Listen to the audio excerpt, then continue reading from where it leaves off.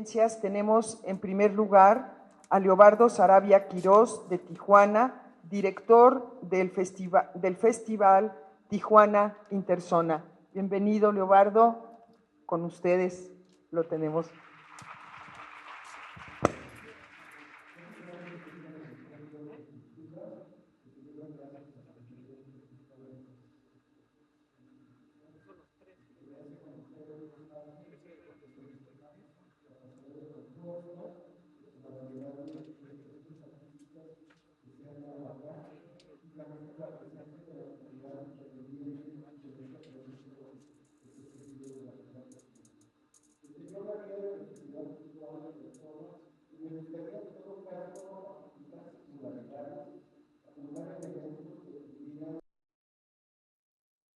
Hacia una comprobación de cómo opera o cómo funciona el ciudadano, el gestor cultural independiente ante las instituciones y en nuestro caso en un horizonte de la frontera marcado por el intercambio binacional y por una serie de elementos que marcan nuestras iniciativas. Efectivamente, empezaré hablando de manera muy sinóptica acerca de los antecedentes. Este festival Tijuana Interzona es una iniciativa ciudadana que agrupa una veintena de colectivos culturales y de alguna manera es un resumen de una experiencia grupal que se ha seguido en Tijuana a lo largo del tiempo. Entonces, creo yo que la historia del Festival Tijuana Interzona nos da una idea e ilustra cuál ha sido los elementos de la potencia cultural desde la ciudadanía y la variedad de relaciones con las instituciones, ya sean estas federal, estatal o también en su carácter de lo municipal. Creo yo que cada orden y cada nivel tiene su lenguaje, tiene sus rutinas burocráticas, tiene su tradición en lo operativo y tiene también los mecanismos de diálogo con los ciudadanos que debemos explorar, en todo caso, delimitar, hacer la crítica. Lo que marcaría en antecedentes es bien, nuestro horizonte común es la cultura de la frontera, entendida como qué, o sea, una región que es Baja California, colindante con California, que vivió mucho tiempo en el aislamiento, es decir, a nivel de lo geográfico, a nivel de los medios de comunicación, del acceso. Incluso a la Baja California había una gran dificultad.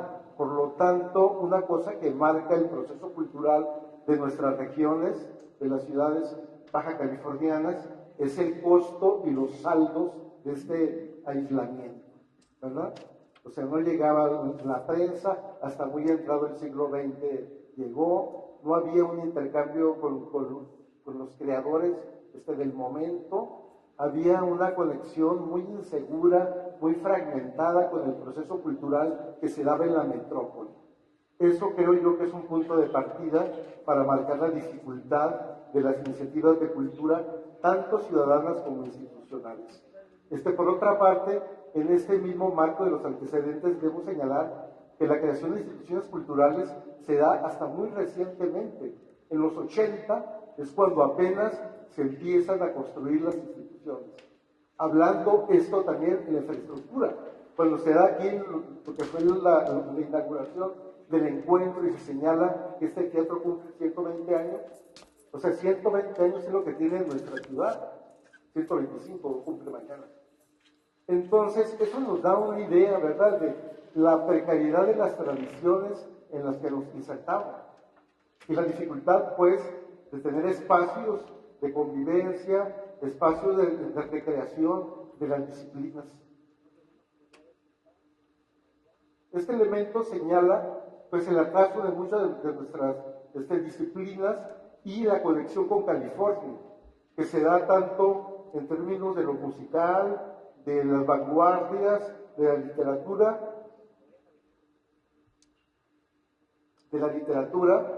de las variadas expresiones de la contracultura, que le da un perfil muy singular a la cultura de Tijuana.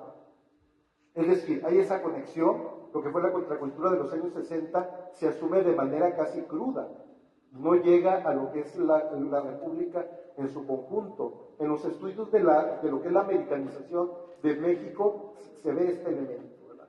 Cuando la globalización rampante llega, ya con sus medios de comunicación, con las redes sociales que han cambiado el panorama, en ese sentido ya la cosa cambia. Pero si hablamos de los 50 y 60, esa asimilación precaria de la cultura nacional con la convivencia de lo californiano y de lo estadounidense es algo que es decisivo para nuestra cultura. Bien, dejaré el tema porque da para mucho, y lo que voy a situar nada más es la definición del Festival Tijuana Interzona respecto a lo que es la cultura de Tijuana.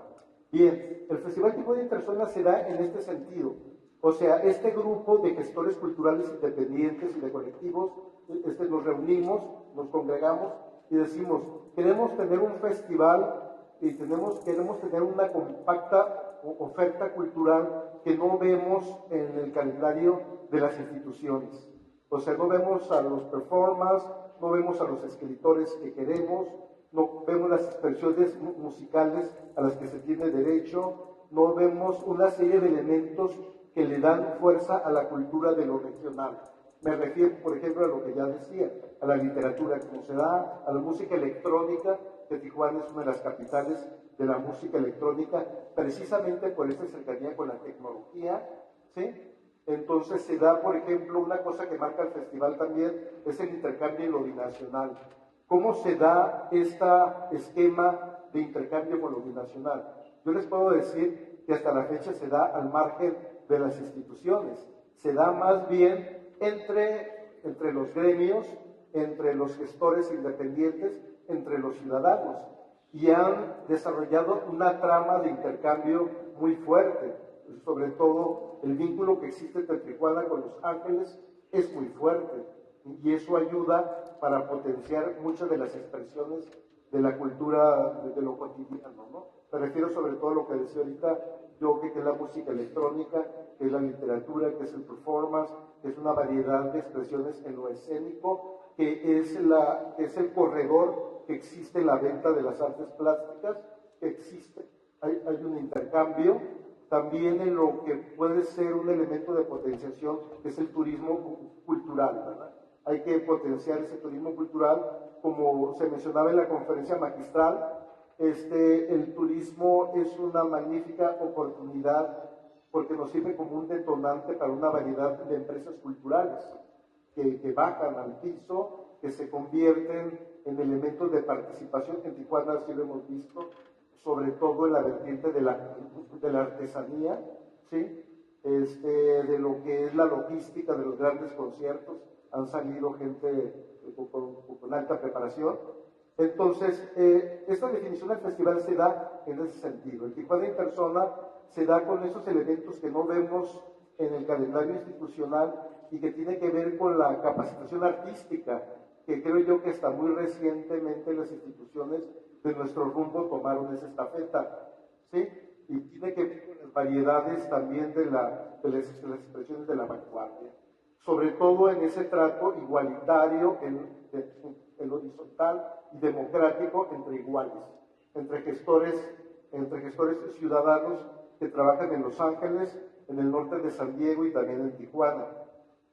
Entonces creo yo que en estos elementos el Festival Tijuana Interzona ha adquirido una singularidad, ¿verdad? De lo inesperado, de lo no previsible. Incluso uno de los elementos centrales de nuestro festival es que escasamente trabajamos en los recintos institucionales, porque siento, y es una convicción que muchos artistas han tomado, que quieren trabajar a la periferia, las bibliotecas de las colonias populares y convertirlas en casas de cultura, porque han hecho alianzas muy interesantes con la Orquesta de Baja California, porque se han profesionalizado en lo que se comentaba en la sesión de hace rato, de la gestión de recursos. Creo yo que ese elemento tan hostil en un principio, porque hay que señalar que el desarrollo institucional en estas 2 décadas sí ha sido fuerte, sobre todo en lo que más falta nos hacía, que es la creación de la infraestructura cultural. No hay grandes teatros, no había archivo municipal, no había cineteca, no había una serie de cosas que creo yo que son la base para el despegue, y que los gestores institucionales por más radicales que sean o que seamos, necesitamos ese espejeo institucional, ¿verdad? Necesitamos que los documentalistas, que también es una de las vertientes más fuertes en Tijuana, o sea, puedan presentar en la Cineteca Tijuana sus premieres. Entonces yo creo que es una relación dialéctica, es una relación cotidiana que se da y que beneficia a las dos partes, ¿verdad? Sin ánimo partisano. Creo yo que se puede aprovechar y sobre todo en el conocimiento puntual de los métodos y de la tramitología burocrática, que también hay que señalarlo como una parte. O sea, Conaculta ha endurecido esos mecanismos cada vez más, ¿sí? Lo ha convertido en una carrera de obstáculos, en una selva de detalles, que bueno, también en nuestro caso, creo yo que la profesionalización implica el conocimiento detallado de esos largos procesos laberínticos, ¿verdad? Entonces creo yo que la profesionalización de los gestores ha ido avanzando. Entonces hay una serie de elementos más que señalé en esta intervención. Me limitaré a algunos como simple consignación, ¿verdad? Creo yo que el gran desafío del festival es el arraigo, ¿verdad? Que se vea como algo necesario, no como algo contingente del calendario cultural. Una de nuestras convicciones es involucrar aquí, como les decía al principio, a los colectivos culturales que tienen su convocatoria gremial y por cada disciplina, y tienen un trabajo hecho ya en ese sentido.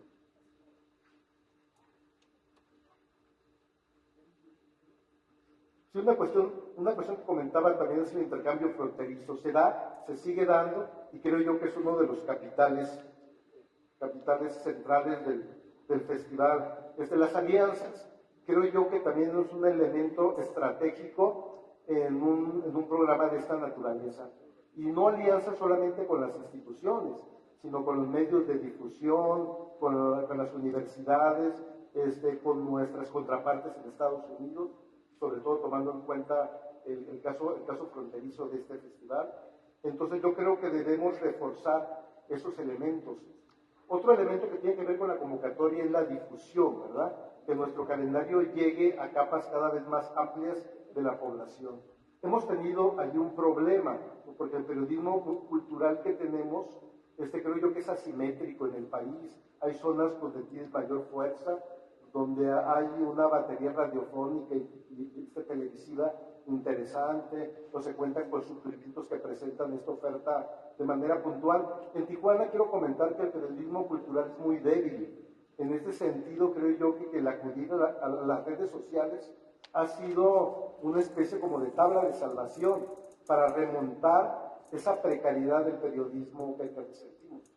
Entonces yo creo que una de las estrategias en ese sentido es seguir utilizando esas redes sociales de manera cada vez más intensa y más creativa, ¿verdad? Para llegar a públicos más amplios. Entonces el festival se ha mantenido en el repaso de las 7 versiones que tenemos. Creo yo que hay espacio para la satisfacción. Hemos tenido un programa muy amplio que está dirigido no solamente a los públicos habituales, sino también a los jóvenes, a los niños, a los migrantes. Hemos estado en las colonias. Nos hemos dado cuenta también de un tema que quizás no se vaya a ventilar en este foro o tangencialmente, que es la importancia de la cultura no solamente como detonante del desarrollo social y económico, que se ha planteado de manera muy persuasiva en otras mesas, sino también como una especie de afirmación, de sentido de identidad y de arraigo, y sobre todo en zonas como la frontera, donde la violencia ha instaurado una lógica, una respiración civil, una sensación de acoso y de amenaza.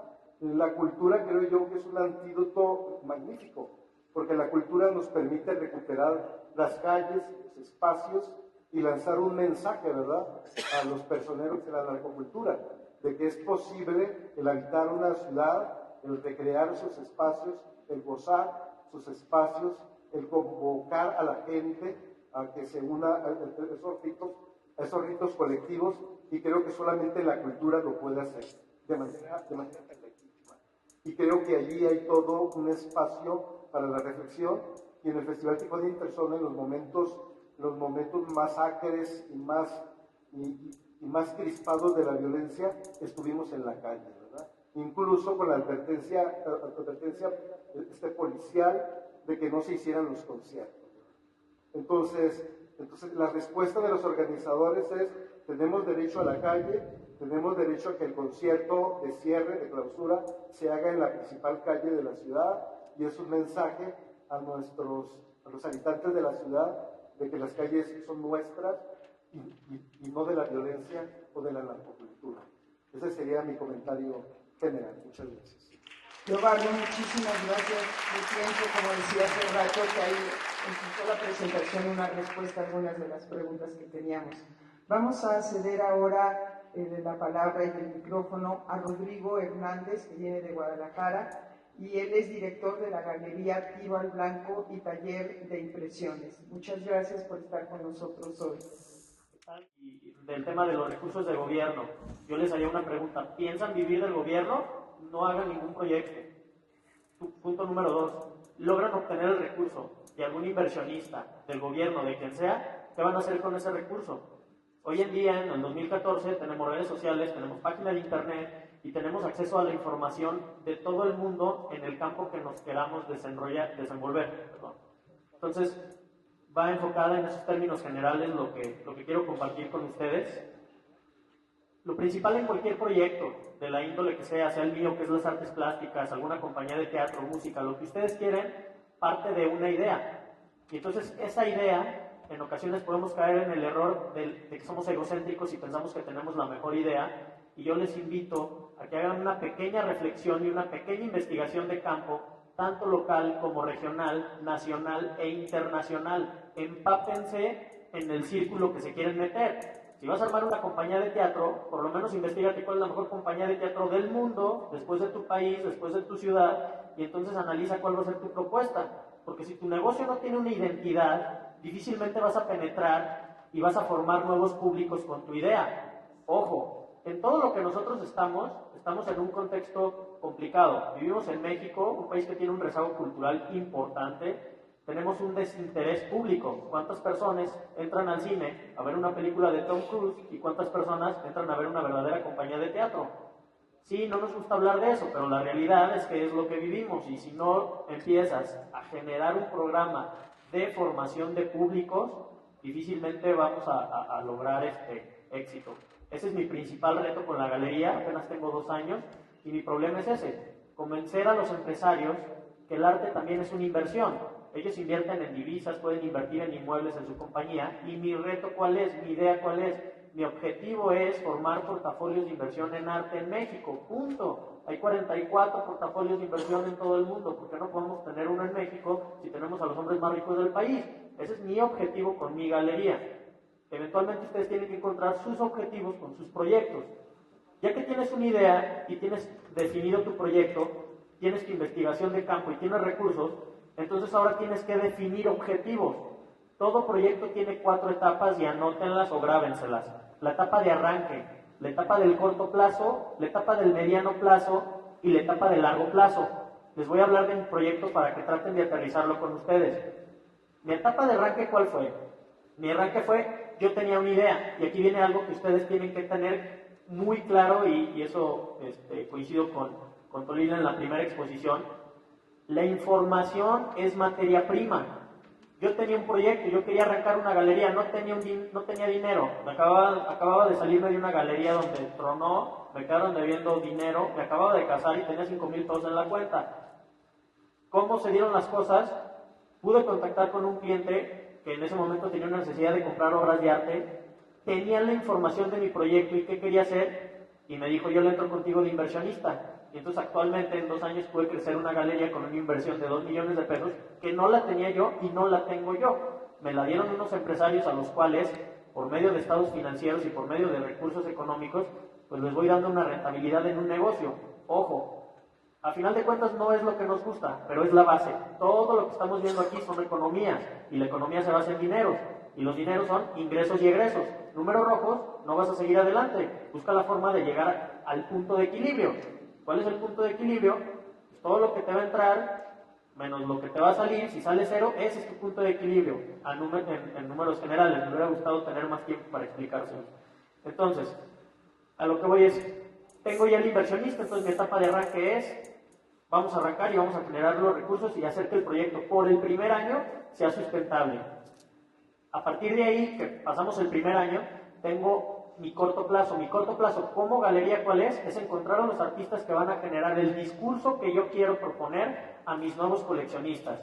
Voy a buscar artistas que me representen algo para mí, para mi negocio, y que me genere una identidad en un mercado competitivo, porque México, pues no sé si lo sepan, pero tiene una de las 3 mejores galerías del mundo y Gabriel Orozco es uno de los artistas más importantes actualmente.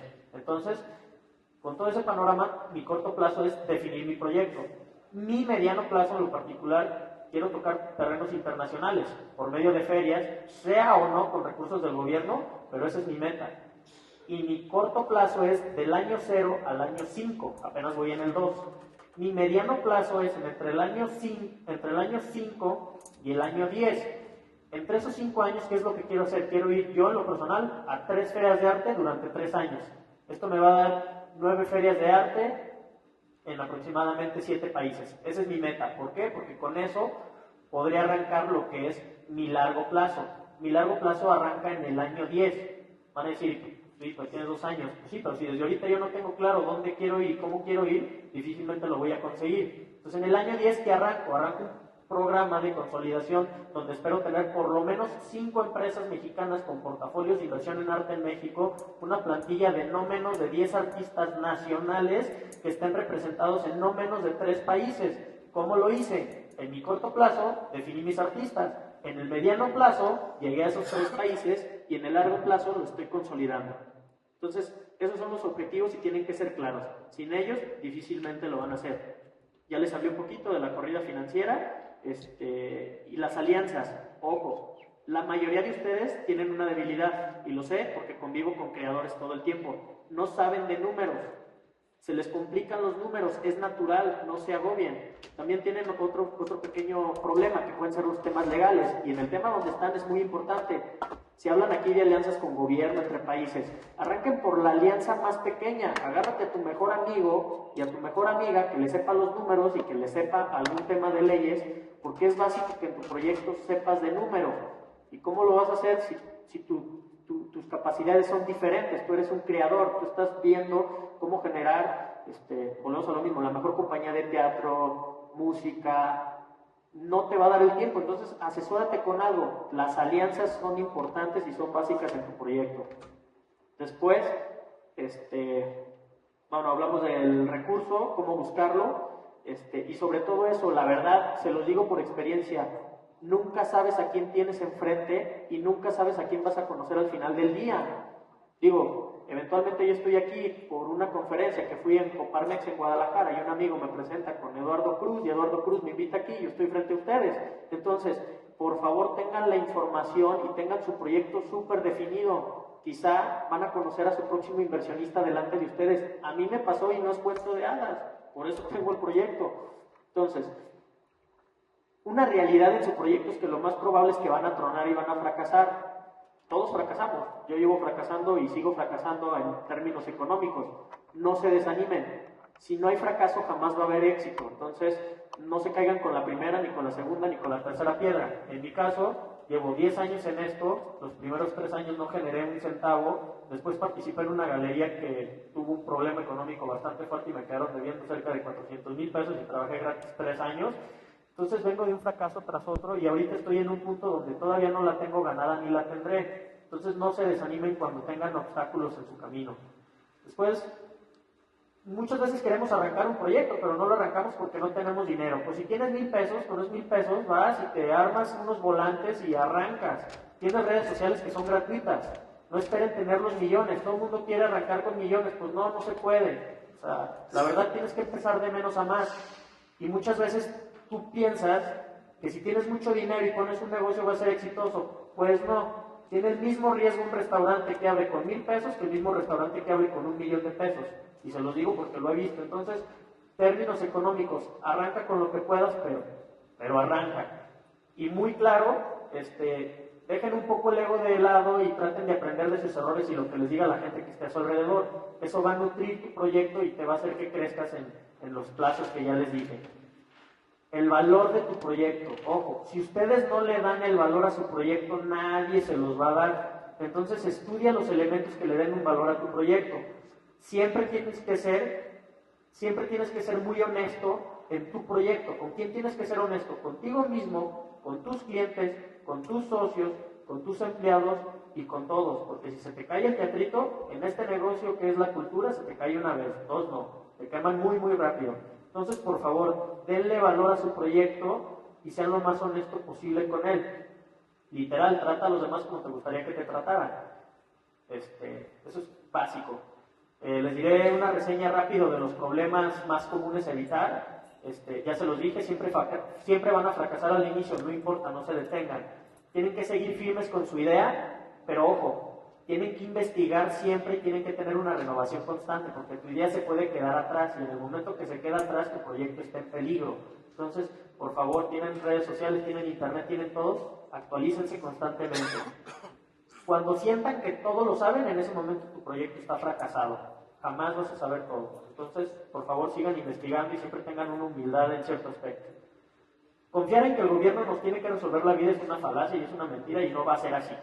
El gobierno no te tiene que resolver la vida. Y no lo digo porque piensen que estoy haciendo un anuncio publicitario y todo está bien. Pero simplemente, si piensas que eso va a pasar, pues no vas a caminar. Tienen plataformas. Investiga cuáles son las plataformas que te dan, como las que ya mencionaron los otros panelistas, y utilízalas para que entonces con tu idea hagas que tu negocio crezca. Sentir que nuestra idea es la mejor sin tener una previa investigación es un error muy constante. Puedes pensar que tienes lo mejor, ojo. No te cuesta nada saber si estás o no en lo correcto y esto determinará tu proyecto. Elijan sus batallas. Si tienes a alguien que definitivamente tu proyecto no le va a ser de interés, pues dale la vuelta. No seas agresivo porque en ocasiones tendemos a hacerlo. Entonces, mejor trata de elegir tus batallas y enfoca tus esfuerzos en lo que valga la pena. Ojo, esto es muy importante y pongan mucha atención. Lo poco que yo he descubierto con mi investigación es que en los temas de cultura tenemos una oportunidad muy grande en las empresas. Todas las empresas nacionales y transnacionales tienen presupuestos de mercadotecnia. La mercadotecnia de una empresa quiere comunicar. La cultura y las artes es el mejor medio para comunicar hoy en día. Y si no, anótenlo e investiguen la galería de fotografía que tiene Red Bull en Europa y que abarca más de 20 países y tienen un presupuesto en millones de euros. Ojo, la mercadotecnia en un proyecto del que tú me digas, bien plantado ante una empresa, te puede generar recursos. Entonces, ahí es un punto importante. Crear una necesidad. Tenemos que crear una necesidad en la gente para que consuman nuestro producto. A final de cuentas, lo tenemos que transformar en algo tangible que la gente pague y entonces generes un recurso. Nuevos públicos. Tienes que arrancar con un programa de formación de públicos en pequeña, mediana o gran escala, pero tienes que arrancarlo ya.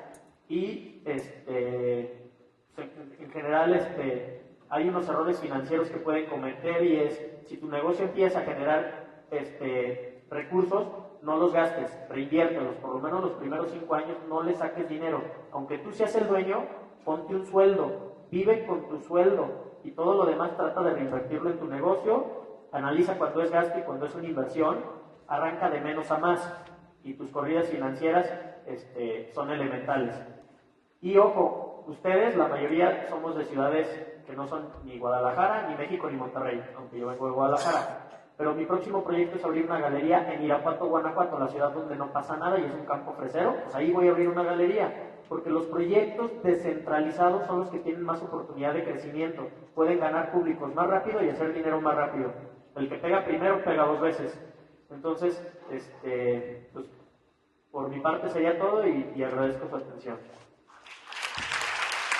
Ricardo, muchísimas gracias. Cumpliste con el tiempo, a pesar de todas las cosas que querías comunicar. Si nos da oportunidad al final, podríamos hacer una nueva ronda, pero ahora le toca el turno a Claudia Roxana Juárez López, que es directora general del Museo Ecológico de Grana Cochinilla, Nochixcali, y no he leído los currículums de los panelistas porque lo que importa es lo que nos tienen que decir, lo que tienen que comunicar, y en ese caso voy a pasar, están ya las transparencias. Un aplauso para Claudia.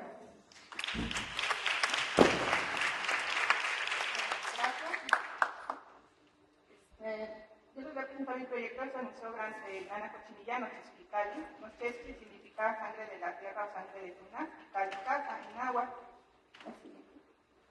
Bueno, está ubicado en Oaxaca, en el mero centro de Oaxaca, a 10 minutos de la ciudad, en el municipio de Santa Lucía del Camino.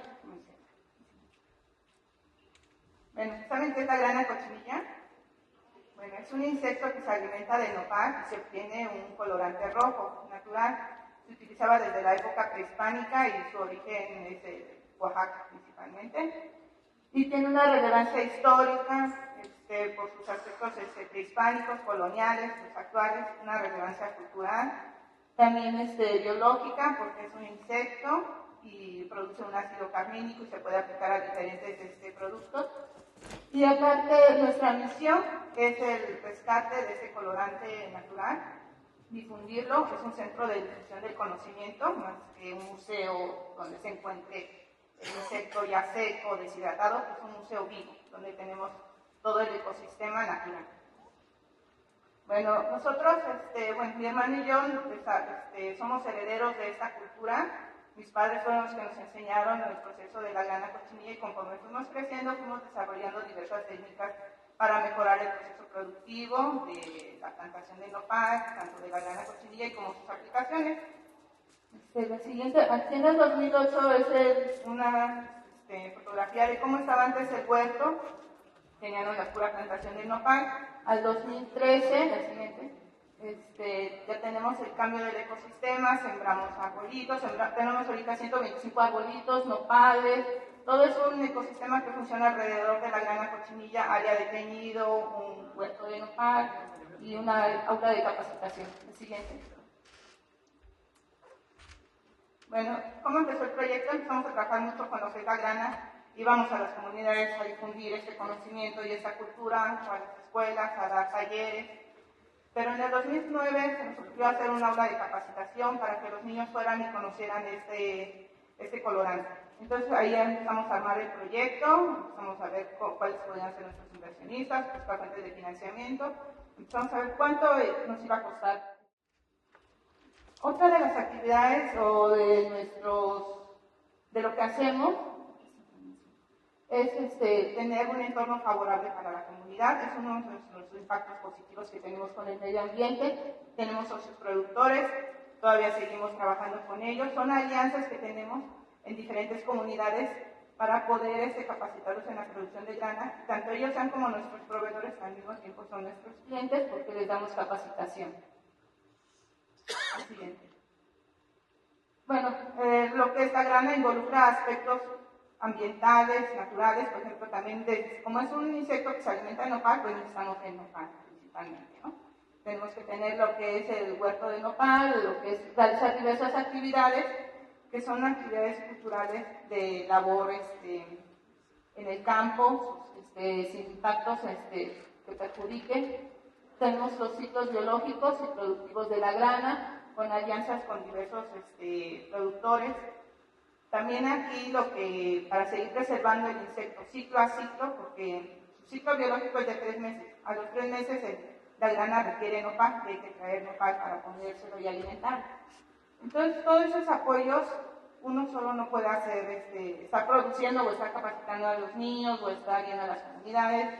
Entonces nos apoyamos de amigos y familiares para que nos apoyen a hacer estas actividades diferentes de lo que es el proceso productivo. Nuestros principales productos que tenemos y los ingresos que tenemos son la venta de colorantes de la grana cochinilla, los tintes, los derivados que tenemos de los productos como la lana, textil, etc. Nuestros servicios son las visitas guiadas, lo que es las visitas del conocimiento a los grupos infantiles. Tenemos desde preescolar, de secundaria, bachillerato, todos los niveles, y las prácticas se adaptan de acuerdo a cada nivel. Por ejemplo, a los de preescolar abordan lo que son los insectos, lo que es la cultura, lo que es los colores naturales. Para los de secundaria ya profundizamos un poquito más en la historia, en la química, y en lo que es ya es universitario, tratamos de abarcar todo y tratar de dar como un valor agregado y la potencialidad de que la grana cochinilla sea una fuente de ingresos. Bien. Bueno, en todos estos aspectos que hemos tenido en 3 años, hemos realizado diversas alianzas con lo que es el sector del campo, el sector agropecuario, los campesinos que se interesen en sembrar la penca, en tener un valor aprovechamiento, también con lo que son las universidades para llevar a cabo la fabricación y la investigación del tinte, tanto en lo que es el textil como en diferentes fibras, lana, seda, algodón, en lo que es el proceso de aplicación en tableros. Ahorita estamos investigando en aplicar lo que es la grana en lo que es bebidas para darle un nuevo valor agregado a lo que es el mezcal o el tequila, que sea muy colorante rojo o rosa. También tenemos la siguiente. La participación de nuestros socios, de nuestras alianzas, pues siempre es entusiasta, ¿no? Siempre quieren aprender cómo se aplica el colorante, cómo se obtiene y desde todo el proceso, ¿no? Las mujeres siempre quieren aprender bien, desde el proceso de cultivo del nopal hasta la aplicación de sus artesanías. Bueno, nuestros consejos principalmente que tenemos ahorita que dar es de innovación. Siempre es encontrar soluciones a la aplicación de algún producto o un servicio, innovar, investigar e innovar principalmente y contar con alianzas. Estas pueden ser educativas, sociales, de los clientes, también podemos hacer alianzas comerciales. Bueno, estos son un resumen de nuestro trabajo. Por ejemplo, ahí viene que 2009 es nuestro proyecto, en 2011 empezamos ya la aula. Tenemos el premio BIS por el modelo de sustentabilidad que tenemos, otorgado por la UNAM, buscando líderes en sustentabilidad, y diversos reconocimientos a lo largo casi de una trayectoria de vida que se ha hecho a lo largo de lo que es la Grana Cochinilla y su difusión en las comunidades. Y estos gracias a apoyos o financiamientos que hemos logrado, el ahorro, pues, ha sido a base de mucho esfuerzo y también de trabajo continuo, ¿no? Y seguir creyendo en nuestra idea y en nuestro proyecto. Bueno, esto. Bueno, son mis datos y hay unos carteles por si al rato tienen algún cartel sobre el museo. Yo creo que no nos queda duda de que nuestros panelistas nos están dando lecciones de los 3 ejes de cooperación, buscar la cooperación, de promover y ser innovadores y al mismo tiempo sustentables. Y por eso yo decía hace rato que son respuestas a muchas de las preguntas que en el panel anterior surgieron. Y tenemos ahora la presencia de un potosino que está entre nosotros, que empezó también su trabajo hace algunos años. Yo recuerdo haber visto el trabajo de ustedes, Jaime Cabrera, que tiene un colectivo que es Entretenerte Sociedad de Transdisciplina. Con ustedes, un compañero potosino, Jaime Cabrera. Buenas tardes. Sí, bueno, yo formo parte de Entendedero, Sociedad Transdisciplinar. Llevamos aproximadamente 4 años trabajando. El objetivo con el que se inició este grupo fue el de la promoción de la creación y el consumo del arte, también la promoción de la lectura. Empezamos procurando hacer intervenciones en espacios públicos como plazas públicas, mercados, en las calles, lugares donde generalmente pues no es tan frecuente el encontrarse obras de arte como literatura, por ejemplo, tratando de acercar, de generar públicos también, de acercar el arte a las personas que en muchas ocasiones no tenían tanto esta intención. Con este proyecto pues estuvimos trabajando un buen rato, tuvimos la oportunidad de vincularnos con varias instituciones, con universidades, con varios lugares, y pudimos llegar a presentarnos en la UNAM, en Guanajuato, en la Universidad de Guanajuato también, estuvimos en Querétaro, también en la Universidad de Querétaro, En Zacatecas nos invitaron ahí de la Facultad de Psicología en Zacatecas, justamente por una segunda etapa que desarrollamos en el proyecto. Este proyecto se presentaba en los espacios públicos a través de una instalación y pues bueno, se trataba de que la gente se acercara a las diferentes manifestaciones artísticas de manera espontánea, sin haber generado antes una invitación, porque luego pues siempre son las mismas personas, ¿no? Las personas que acuden a las invitaciones para ir a ver una galería, para ir a ver alguna presentación de un libro, para ir a consumir danza, por ejemplo, pues es más o menos ya los públicos cautivos, y pues lo que tratábamos era de llegar a otro tipo de públicos. A través de esto es que se nos hizo una invitación para presentarnos en la clínica psiquiátrica de Gerardo Neumann, aquí en San Luis, y esto fue lo que llevó a la segunda parte de este proyecto. En esto llevamos ya más de 3 años trabajando y bueno, desarrollamos con los pacientes psiquiátricos las disciplinas artísticas de la música, la danza, el teatro, la literatura y las artes plásticas. Aquí en la clínica psiquiátrica nuestro objetivo no es no es curar para nada, ni tampoco es formar artistas, ya que bueno, para formar artistas los procesos son muy largos, no podemos hacer que los pacientes de la clínica en 2 sesiones, porque a veces nada más podemos trabajar con algunos en 1 o 2 o 3 sesiones pocas, y con otros más tiempo, pero no se puede de la manera en que lo estamos haciendo, pues llegar a generar creadores ya, digamos, completos. Lo que tratamos de hacer más bien es mejorar el estado de ánimo de las personas, brindarles acercarles herramientas para la autoexploración a través del arte y nuevas formas para comunicarse, nuevas formas para expresarse, porque bueno, por ejemplo, les platico un poco de la clínica. Está dividida en 3 áreas. Una es la afectiva, en donde encontramos personas con bipolaridad, con depresión, entre algunas otras. Están también el área de los pacientes orgánicos, que tienen pues algunos síndromes, retraso mental, varias cosas. Y está otra área en donde encontramos principalmente pues, esquizofrénicos y otro tipo y personas con otro tipo de padecimientos. Entonces, por ejemplo, hay personas que no pueden hablar, pero a través del arte se les pueden acercar formas para comunicarse, pues diferentes al habla, y hemos tenido muy buenos resultados hasta la fecha, muy sorprendentes. La verdad, no iniciamos como con la intención de quedarnos ahí, pero resulta que de repente nos sentimos perturbadoramente cómodos ahí. Se nos hizo muy raro poder sentirnos tan a gusto con estas personas, y pues ahí seguimos y le empezamos a dar como decidir hacia dónde queríamos llegar específicamente en este lugar al que no habíamos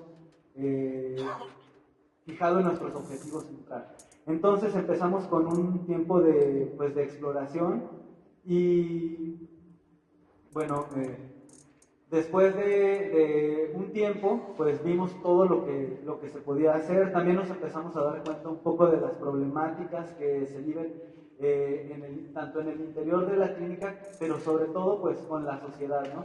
Con el hecho de que hay muy poca información acerca de los padecimientos mentales en la sociedad en general, y esto lleva a que sea aún más difícil la reinserción de las personas, la adaptación de las personas, porque la verdad es que para que una persona que ha estado internada en alguna clínica psiquiátrica se reinserte en la sociedad, a veces se tiene que encontrar se encuentra con factores como la discriminación,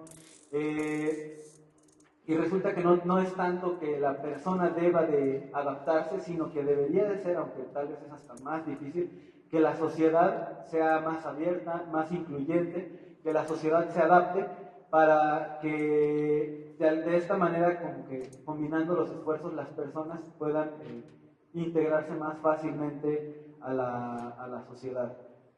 Entonces, pues también hemos estado haciendo un poco de trabajo hacia afuera. Tuvimos la oportunidad de desarrollar un encuentro con la sociedad y los pacientes. Se logró que los pacientes pudieran salir de la clínica y platicar con las personas acerca de cómo es vivir, por ejemplo, con esquizofrenia, qué se siente convivir luego con las personas, cuáles son las dificultades, y pues de esta manera estamos tratando un poco de concientizar a la población. Después de esto, logramos, gracias a la Secretaría de Cultura y al programa de públicos específicos, acceder a un apoyo para poder consolidar un poco más los esfuerzos que estábamos haciendo en la clínica psiquiátrica. Actualmente el equipo de Entendedero está conformado por personas especialistas en estas disciplinas artísticas que les mencionaba hace un momento, pero que a su vez son algunos psicólogos. Hay 5 psicólogos. Está, por ejemplo, una compañera que tiene maestría en psicología y salud, una que tiene maestría en psicoanálisis, una antropóloga que está estudiando la maestría en pedagogía.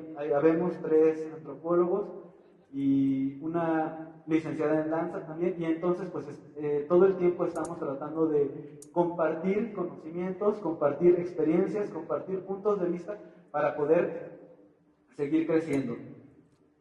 A lo largo de la trayectoria de este grupo, pues hemos tratado de vincularnos con diferentes instituciones, porque pues desde un principio nos dimos cuenta de que trabajando solos era muy complicado lograr los ambiciosos objetivos que nos planteábamos, y que pues existía la posibilidad de vincularnos con empresas privadas, con universidades, con organismos de gobierno, y que de esta manera pues podíamos tener mucho mayor impacto en las áreas que a nosotros nos estaba interesando.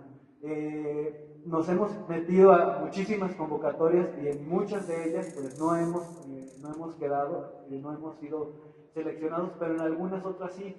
Y bueno, pues considero que en muchas ocasiones también las personas comentan sobre, por ejemplo, sobre el gobierno, que bueno, el gobierno debe de servir a las personas, debe de hacer caso y obedecer a las necesidades y a los intereses de la sociedad.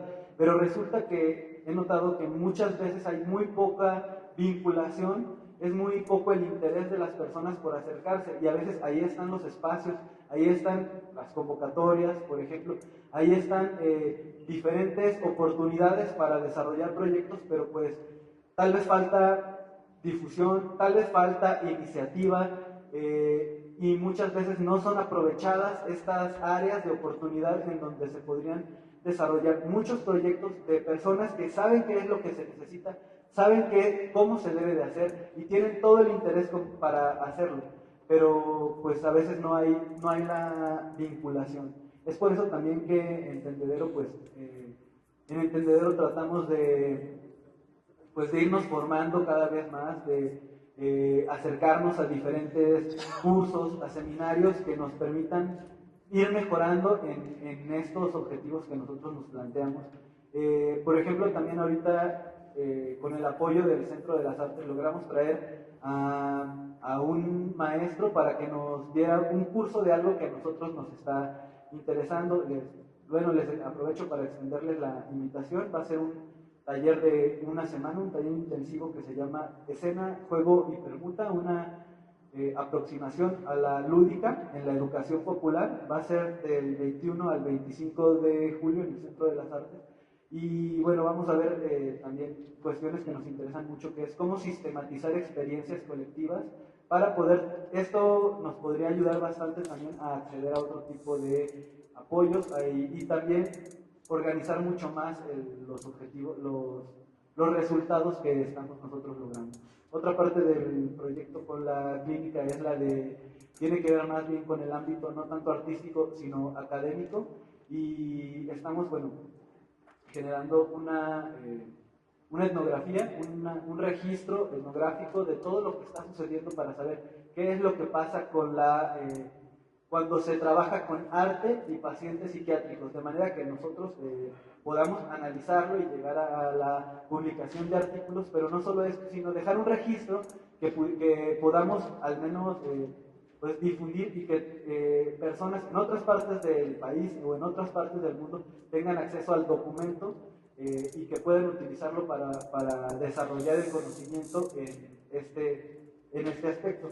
Y bueno, hay muchas cosas que aún nos falta por hacer, hay muchas ideas, pero pues estamos tratando de enfocarnos en ir poco a poco en cosas muy delimitadas para que salgan bien y después poder diversificarnos un poco más. Gracias. Muchas gracias, Jaime. Como podemos observar, la variedad de propuestas del ámbito cultural pues son tan grandes como la imaginación de quien las quiere realizar. Y tenemos ahora a nuestra ponente también del estado de San Luis Potosí, que nos ha acompañado en otras ocasiones, a la clínica farmacobióloga Edith Ramírez Morales, con Quixac, Asociación Cultural de Huehuetlán, quien va a compartir con nosotros su experiencia. Muchas gracias y bienvenida. Un aplauso. Buenas tardes. Me corresponde ahora compartir las experiencias que nosotros hemos obtenido como asociación civil. Nosotros nos integramos formalmente en el 2010, no somos muy antiguos, tenemos poco tiempo, pero sí lo empezamos de una manera formal. Definimos nuestra misión, la visión, los valores, los objetivos, etc. Si observamos la misión, estamos enfocados, promovemos el desarrollo participativo, tomamos en cuenta el acervo cultural y natural para un desarrollo sustentable. Como organización, esta organización tiene componentes o integrantes del medio rural, semiurbano y urbano, porque básicamente nació en el municipio de Huehuetlán, San Luis Potosí, que está enclavado en la Huasteca Potosina. Sin embargo, nuestro plan, nuestro alcance a largo plazo es más amplio. Con respecto a la planeación, definimos los 5 objetivos relacionados con nuestra misión y desarrollamos un modelo. Me falta mencionar aquí que sí estudiamos, consultamos, nosotros estamos organizados de tal manera que contamos con un consejo directivo y tenemos un fuerte, valioso consejo consultivo, que es el que nos apoya para poder seguir adelante con el proceso. Somos una asociación civil sin afán de lucro, o sea que empezamos con 0 pesos. En los objetivos, primeramente tenemos la administración de la asociación civil. En el segundo objetivo tenemos lo relacionado con el acervo natural. Diseñamos con el apoyo de unas consejeras un modelo de museo territorial comunitario, de tal manera que todo el acervo cultural y natural que identifiquemos, rescatemos, documentemos, esté primeramente apreciado por la comunidad local. ¿Sí? No estamos hablando tanto de espacios cerrados, un museo de 4 paredes, etcétera, sino pensamos que debe de ser más abierto. Por ejemplo, si una persona tiene un acervo de instrumentos artesanales, pues el museo va a ser su casa. Si alguien tiene árboles que son especiales, indígenas del lugar, pues esa parte va a ser identificada como parte del museo. Tenemos también la parte cultural, relacionada con el patrimonio cultural, y nosotros en el desarrollo sustentable lo estamos manejando como turismo sustentable. Parece muy amplio, sin embargo, nosotros consideramos que para poder, lo que queremos es que nuestra sociedad, nuestra comunidad se desarrolle. ¿Sí? No se trata solamente de que, ay, qué bonita es la cultura, ay, qué bonito árbol, ¿no? Ay, qué bonito tambor, sino en qué va a beneficiar, aparte de lo que nos comentaba el panelista de el orgullo por lo nuestro. ¿Sí? La gente tiene que vivir, entonces nosotros queremos contribuir en esa parte. ¿Cómo lo hacemos? ¿Sí? Nos estamos vinculando, no lo podemos hacer solos, con instituciones gubernamentales y no gubernamentales para asesoría, capacitación y acompañamiento. Aplicamos tanto como sea posible la transversalidad, tanto a nivel, tal como se conoce a nivel educativo, o bien horizontalmente, como se mencionaba, con las instituciones de gobierno y no gubernamentales. Y también con recursos propios. De hecho, el capital con el que iniciamos pues, fue con recursos propios, cuotas, donativos, hicimos bazares, etcétera, etcétera. Tenemos aquí algunos indicadores, no vamos a entrar en detalle porque vamos a ir en detalle al punto, pero sí desarrollamos nuestros indicadores para ir viendo o midiendo los avances de nuestra asociación civil. Y vamos a centrarnos en algunos de los avances. El mencionar los avances son para identificar qué fue lo que funcionó y lo que no funcionó. Tenemos la primera parte que habla de los recursos naturales y nos enfocamos primero a capacitación e formación. ¿Sí? ¿Por qué? Porque primero tendríamos que saber cómo trabajar. No nos podíamos aventar así de que primero el escopetazo y luego buscamos a qué queremos que hablen. Entonces, en esta parte de recursos naturales, primeramente en el 2011 gestionamos capacitación en general para nuestro municipio, principalmente con énfasis en los estudiantes de preparatoria y de secundaria. En ese entonces tuvimos el apoyo de Conagua, SEGAM y SEAN. Una vez que terminamos esta capacitación, dijimos, bueno, ¿cómo vamos a continuar? Como les decía, manejamos mucho la planeación participativa, no es decisión de una persona. Sino que preguntamos, bueno, ¿y ahora por dónde nos movemos? Porque no es lo mismo tener una idea que ver la realidad de nuestro pueblo. Entonces, en el 2012 empezamos a trabajar, dijimos, bueno, vamos a empezar por educación ambiental, porque sí detectamos varios problemas de deforestación, de uso de herbicidas, de pesticidas, y dijimos, bueno, esto no lo podemos solucionar nosotros.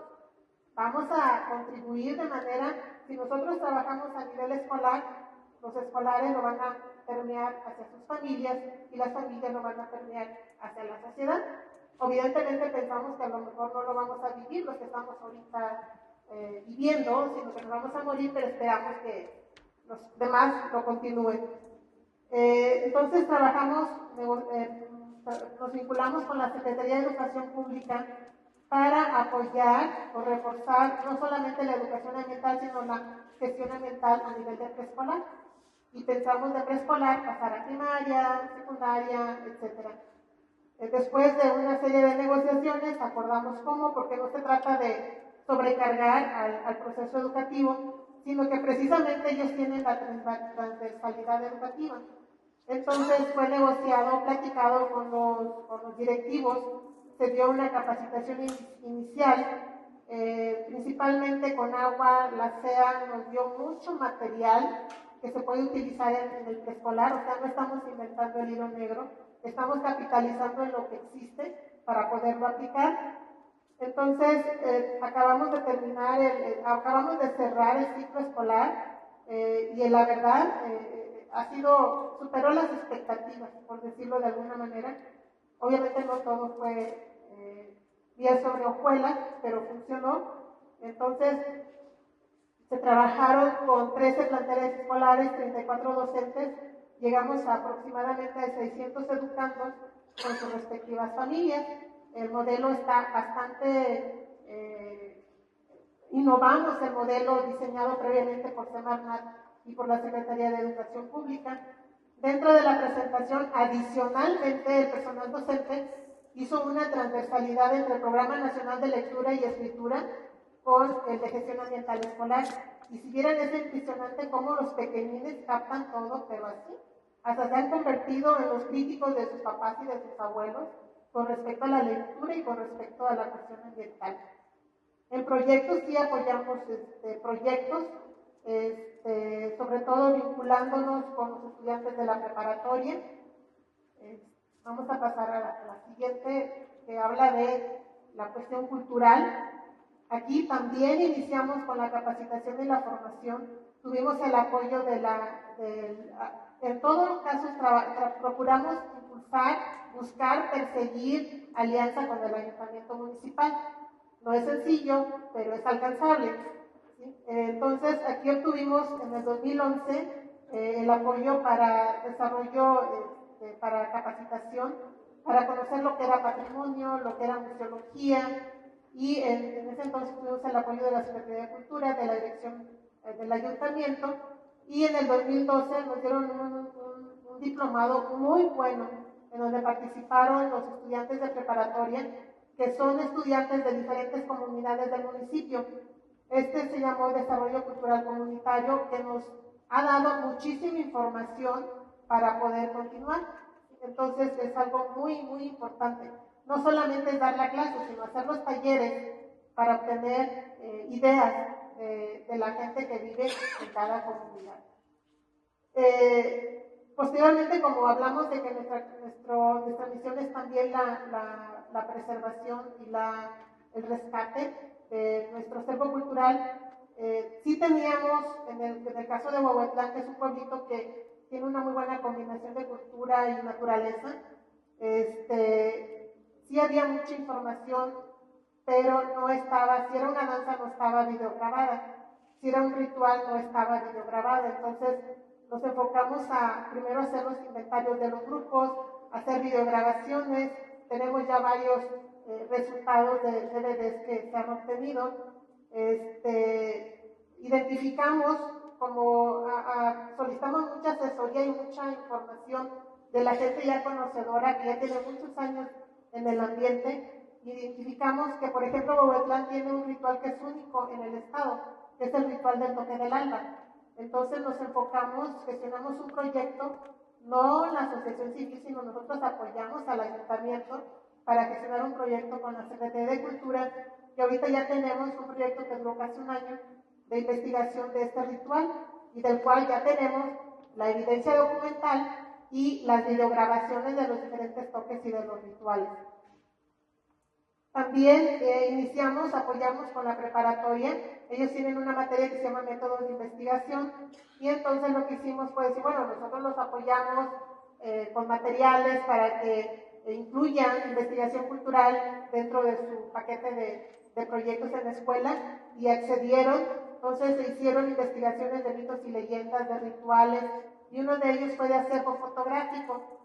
Y en el 2013, con el apoyo del Museo Regional Potosino, en donde el arquitecto nos ha brindado mucha colaboración, nos hizo favor de digitalizar y restaurar aquellas fotografías más relevantes que están pues relacionadas con la historia del pueblo. Y en este año esperamos, con el apoyo de la Secretaría de Cultura, montar la primera exposición. Sin embargo, como les decía, la vinculación es muy importante, pero localmente ya hicimos la primera reunión con todos los delegados de las comunidades, con el ayuntamiento, con el comité de vecinos, para que nos organicemos de cómo podemos hacer que esta exposición fotográfica sea permanente e itinerante en el municipio. Entonces, esta es la manera en la que estamos trabajando en la cuestión de la parte cultural principalmente.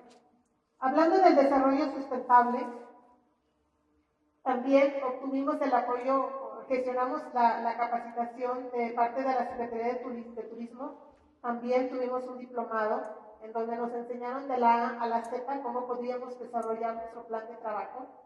E hicimos un piloto, una ruta turística piloto, en donde involucramos a todos los estudiantes que participaron en el taller como guías comunitarios. Esta ruta turística fue, como identificamos la vocación turística del municipio, que es un elemento importante, y se diseñó una ruta muy bonita, porque el instructor que nos dio el curso también da clases en Hawái, en México. Entonces, como sus estudiantes los tienen que llevar a diferentes lugares, pues los llevó a Huehuetlán como turistas controlados. ¿Qué fue lo que surgió de este piloto?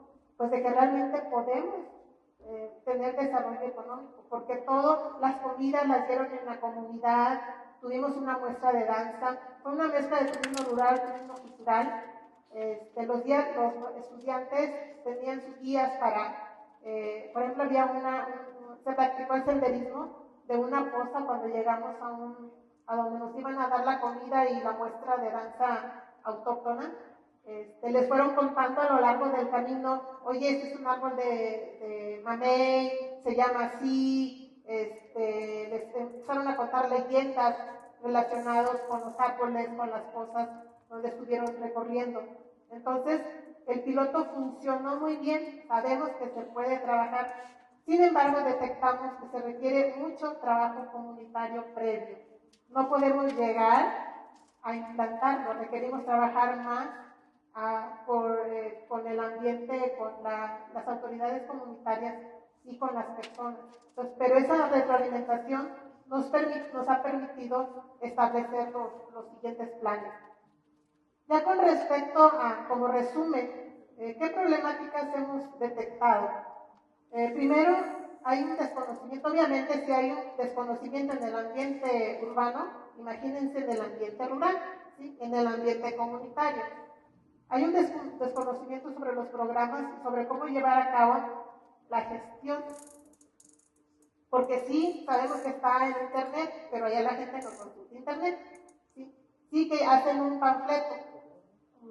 panfleto pegado afuera de la presidencia municipal, pues nadie va a hacer una gestión. ¿Sí? Desconocimiento de la complejidad y requisitos de los procesos de gestión, así como posibles malas experiencias en el pasado de los beneficiarios. La población beneficiaria rural no está familiarizada con proyectos de investigación o de difusión. Ellos están más familiarizados con el programa de oportunidades, con los proyectos productivos, en donde les llega el dinero y se reparte. O sea, no está esa cultura todavía de gestión de proyectos culturales de investigación. Hay gente muy, muy buena en las comunidades, que es en la que nos estamos anclando. Existe desconfianza sobre el uso de la información. Dice, oye, no, yo no quiero que tomes una foto de esto porque alguien va a lucrar con esto y yo no voy a tener ningún beneficio. Entonces hay muchos obstáculos y no se cuenta con una organización operativa local para la gestión de proyectos. Nosotros estamos apoyando. Existe la Dirección de Asuntos Indígenas que también quiere colaborar, pero 2 o 3 personas no podemos con esa magnitud de instancias de gobierno y de magnitud de programas por cada instancia de gobierno. Entonces la idea que surgió fue integrar un comité de cultura, pero permanente, no que dependa de la administración del ayuntamiento en ese momento, y en ese proceso estamos.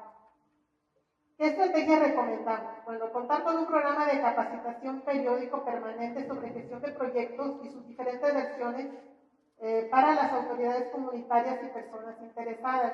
No es suficiente tener los panfletos, hay que darle la capacitación a las personas. Comunicar y publicar las convocatorias en cada localidad, pero llegar hasta las comunidades. Definir una estructura organizacional que permita el diseño y la operación continua de un plan cultural comunitario. Porque el momento en que tengamos un plan cultural comunitario, se van a detectar las necesidades y los requerimientos de apoyo. Establecer vinculación con escuelas de educación media y superior para la gestión y desarrollo de proyectos culturales. Por ejemplo, en la investigación, pues necesitamos gente que pueda videograbar, que pueda grabar, que pueda llevar bien un guión para la investigación, vincular transversalmente los apoyos institucionales y continuar con la planeación participativa a nivel local.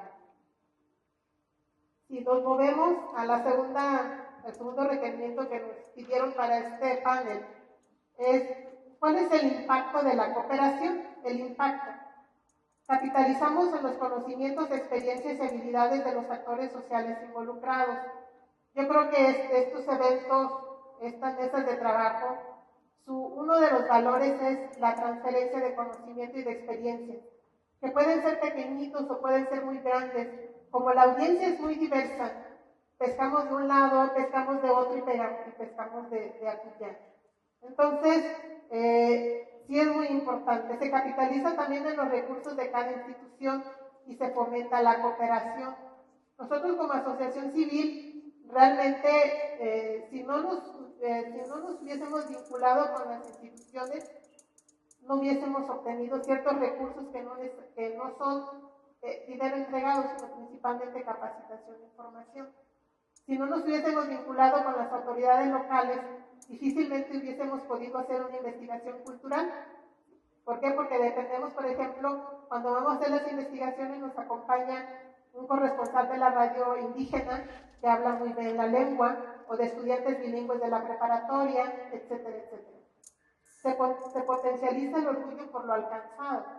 Nosotros emitimos un reporte y lo seguimos imprimiendo y lo vendemos al costo, a como nos sale la impresión para recuperar, como cuota de recuperación, porque la gente nos dice, ay, yo quisiera tener esto porque ahí sale mi foto, ay, esto porque ahí salió mi comentario, o si no, al final está la lista de todos los participantes y la gente dice, ay, yo también aparecí ahí, o ahí está mi abuelito. Entonces, se potencializa ese orgullo. La semana pasada me encontré con un exdelegado y me dice, seguimos pasando periódicamente los videos de los toques de tambores a los jóvenes, para que vean lo bonito que es nuestra cultura. Se tiene un mayor sentido de pertenencia o de apropiamiento de los proyectos, y se reconoce la participación de cada actor independientemente del grado de contribución. Hay personas que no contribuyen mucho, pero de todas maneras los reconocemos en la lista. ¿Cuál es el proceso que nosotros recomendamos? ¿Cuáles son nuestras recomendaciones en base a estas experiencias? Obtener asesoría con la institución gubernamental o no gubernamental e identificar las prioridades. Diseñar una propuesta completa con un plan de trabajo general que indique la contribución colaborativa, lo que nos decían en la mañana, qué, cómo, quién, cuándo, cómo.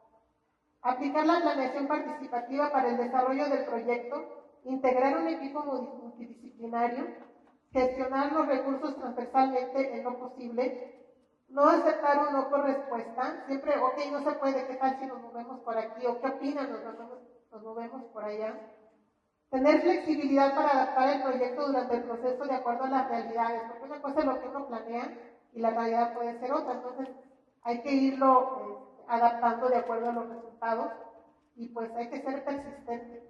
Así es la situación, no tenemos todo tan fácilmente, pero el hecho de que estemos aquí varias personas significa que queremos hacer algo en el ambiente cultural. Entonces, si trabajamos entre todos, nos pasamos los tips, las ideas, las experiencias, o inclusive hasta los apoyos, o hacer alianzas, puede funcionar todo muy bien. Muchas gracias. Gracias, pues voy a repetir nada más los nombres de nuestros panelistas para si ustedes tienen después algún comentario, quieren entrar en contacto con ellos, van a estar aquí estos días y nosotros descubrimos que tantas son las coincidencias y, como decía Edith, también las posibilidades de vincularse. Por parte del Festival Tijuana Interzona, Leobardo Sarabia Quirós, muchas gracias. De Galería Tiro al Blanco, Taller de Impresiones, Rodrigo Hernández. Gracias.